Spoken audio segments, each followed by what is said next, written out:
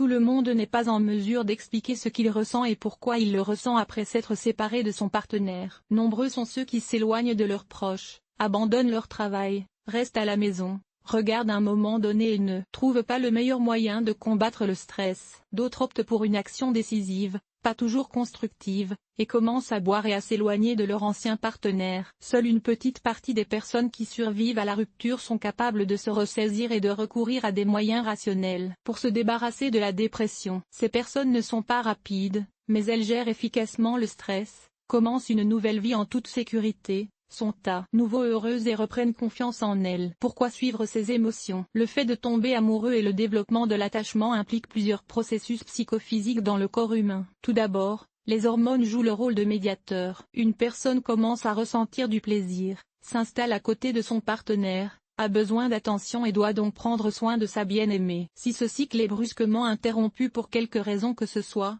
le corps subit un grave déséquilibre par habitude. Après tout, la production d'hormones continue, mais pas l'objet de l'amour. L'anxiété, l'insatisfaction et la dépression apparaissent. Chacun devrait savoir et comprendre ce qu'il ressent après un divorce. En outre, il convient de suivre les changements de l'état émotionnel et de prendre les mesures appropriées pour neutraliser le malaise. Sinon, il risque de plonger dans une dépression de longue durée. Détérioration de l'apparence et développement de problèmes de santé physique et mentale, et perte des capacités à créer des liens sociaux, et réévaluation des lignes directrices de la vie. Mode de vie et morale. Diminution de l'estime de soi. Plus le stress dure, plus il devient intense.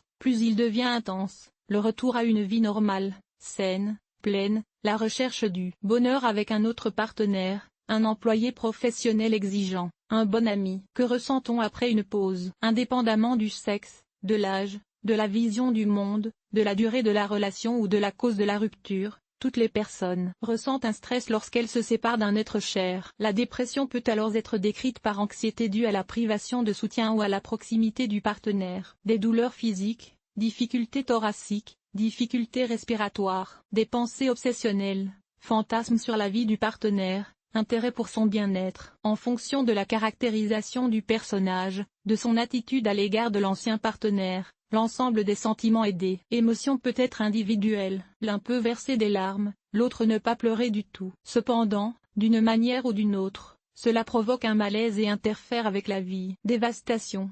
Les partenaires les plus émotifs et les plus engagés s'effondrent complètement après une rupture. Ils ne parlent à personne, n'essaient pas de retrouver leur ancienne bien-aimée, s'absentent du travail et ignorent même souvent les règles élémentaires d'hygiène. Ces personnes passent leur journée à regarder le plafond, ne voient plus de sens à leur vie, n'imaginent pas comment gérer le stress, et ne comprennent pas s'il est nécessaire de le faire. Lourdeur de l'âme. La lourdeur de l'âme est un symptôme courant de la rupture. Les images et les objets courants associés aux relations s'expriment par un profond sentiment d'ennui. Après une rupture, de nombreux hommes et femmes ressentent un malaise psychologique à chaque instant, bien qu'ils soient tout à fait capables de remplir leurs obligations quotidiennes et même de communiquer avec la société. Souffrance.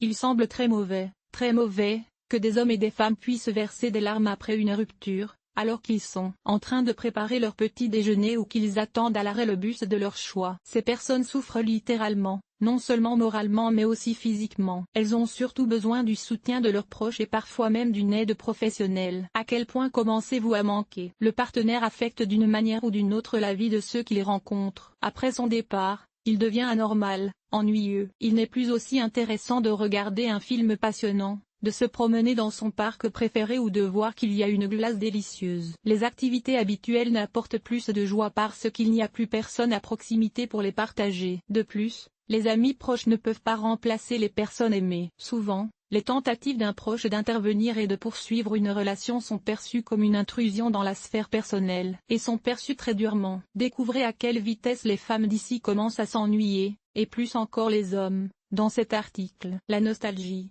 La nostalgie est une émotion essentielle dans toute rupture. À ce stade, une personne commence à se concentrer sur toutes les bonnes choses qu'elle a vécues dans sa relation avec son partenaire. Les raisons de la séparation et les traits de caractère négatifs de l'être aimé perdent de leur importance et les souvenirs positifs, même s'ils sont négligeables, deviennent le principal centre d'intérêt. L'émotivité.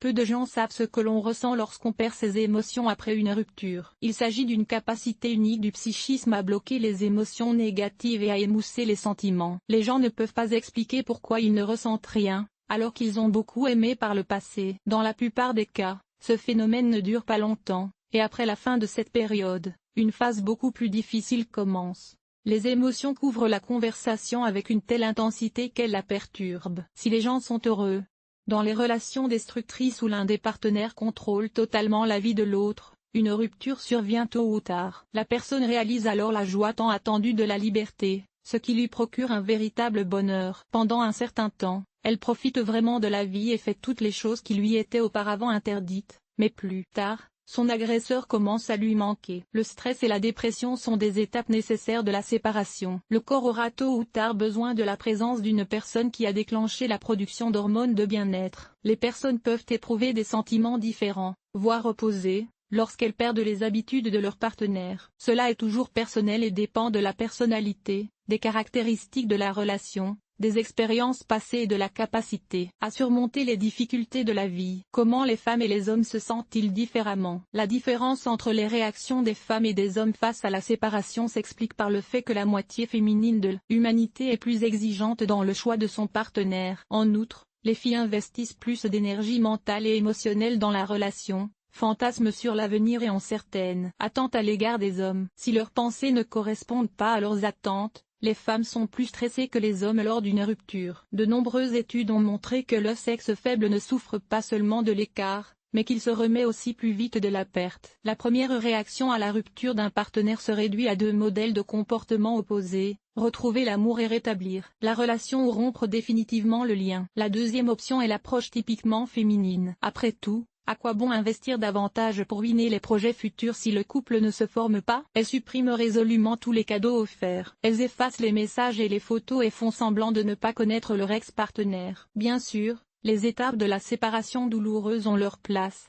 mais en règle générale, elles ne durent pas longtemps. Chez les hommes, l'émotivité semble plus ténue, et lorsqu'ils disent au revoir, ils acquièrent un sentiment de liberté et anticipent la tolérance avec plaisir. Cependant, ce plaisir ne dure pas longtemps. Les hommes souffrent moins que les femmes, mais ont besoin de beaucoup plus de temps pour surmonter les conséquences d'une rupture. Ce n'est qu'après un certain temps que les hommes commencent à réfléchir sérieusement à ce qu'ils ont perdu. Ils peuvent, après quelques mois ou années, passer hardiment par la phase d'éclatement plutôt que de s'engager hardiment dans une nouvelle relation. Bien entendu, la tendance à réagir aux séparations est individuelle. Si la séparation met mal à l'aise les deux partenaires, qui comprennent et réagissent rapidement et reprennent peu à peu une vie normale, d'autres préfèrent repousser indéfiniment le moment de vérité et se nourrir des illusions et des bienfaits de la décision. Comment survivre à une séparation? Malgré les différences entre les approches masculines et féminines de la séparation, tout le monde se pose tôt ou tard la question logique des moyens efficaces pour sortir de la dépression. Il existe des règles universelles qui peuvent les aider à organiser leur vie et à retrouver une routine complète. Il s'agit tout d'abord de l'environnement qui les entoure. Le cercle social de résidence et de communication a une influence directe sur les pensées et les sentiments des personnes. Il convient d'envisager un changement de situation. Il ne s'agit pas forcément de déménager,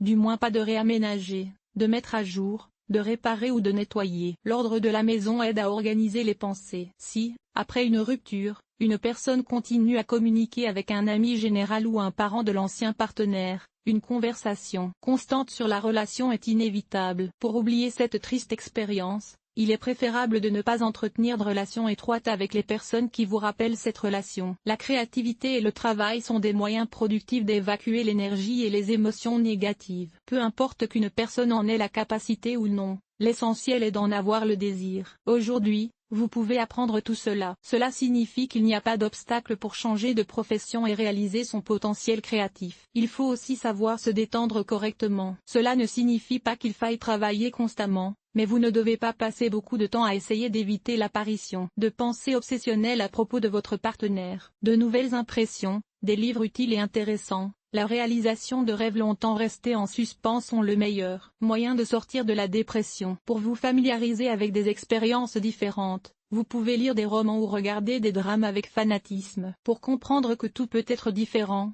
vous pouvez comprendre que vous n'avez pas à souffrir d'un partenaire pour le reste de sa vie. Ci-dessus. Conclusion. Les ruptures impensables sont encore pires. Si la dernière rencontre s'est déroulée sous le coup de l'émotion, les deux partenaires reviendront sans cesse sur ce qui s'est passé. Il est conseillé de se calmer, de rencontrer la personne aimée et de discuter du problème. S'il est impossible de trouver une issue constructive à la situation et que la seule issue raisonnable semble être la rupture, laissez faire. Dans ce cas, cependant, les deux personnes cessent de fantasmer et envisagent un plan d'action sans émotion inutile. Les pensées ont besoin de temps pour se débarrasser des souvenirs tristes. L'essentiel est de rendre cette période efficace et bénéfique pour votre état psychologique. Les expériences acquises doivent alors être considérées comme une sorte de guide pour construire des relations plus harmonieuses à l'avenir. Ne vous sentez pas coupable vis-à-vis de vous-même ou de votre partenaire. La recherche d'un partenaire de vie, les rencontres, les séparations, il s'agit d'un processus tout à fait normal et logique.